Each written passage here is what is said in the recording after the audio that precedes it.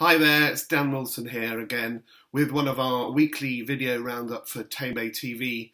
Big story this week, only one big story really.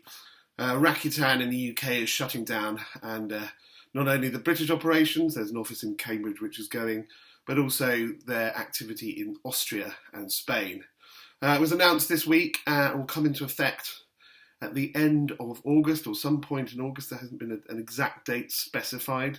And we obviously feel for the staff who will inevitably get laid off, and obviously sellers too have been affected. But it's annoying, this, isn't it? Because it's only been a few weeks since Rakuten have actually been touting for business. They were at Channel Advisor Catalyst. They've been sending publicity information to us. And we've also heard of sellers who've actually been trying to get all set up to start selling, including one chap we spoke to who's been in the last sort of couple of months getting set up and was due to launch this week, and hadn't quite launched when he heard out they were shutting down. So that's a waste of time and money for him. And whilst it did come out of the blue, is perhaps not surprising. Rakuten never really took off. There was it was sort of the acquisition of Play.com and then rebranding it to Rakuten, which I've always thought was a tiny bit meaningless, whereas Play.com's quite a good brand. And then with that rebrand, they ditched an awful lot of sellers, and a lot of sellers used to do quite well on Play. So they squandered a lot of goodwill with the rebranding and not dealing with sellers very effectively. And then I suppose Rakuten just never really was clear on its purpose. What was it for?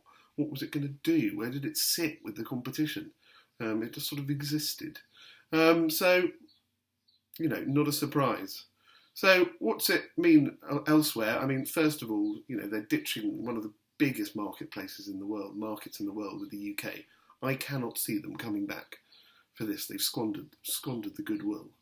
It's also a really useful reminder of the power that the marketplaces wield, like eBay and Amazon, and how vulnerable you are or could be to a strategic decision they make. And thirdly, I think it reinforces that there is opportunity for a third titan in the e-commerce marketplace field in the UK. But where's it going to come from? Rakuten weren't equal to the task, but I think we'd all welcome more competition in the space. So I hope you've had a good week. Do let us know how you've been affected by the Rakuten announcement, and have a good weekend.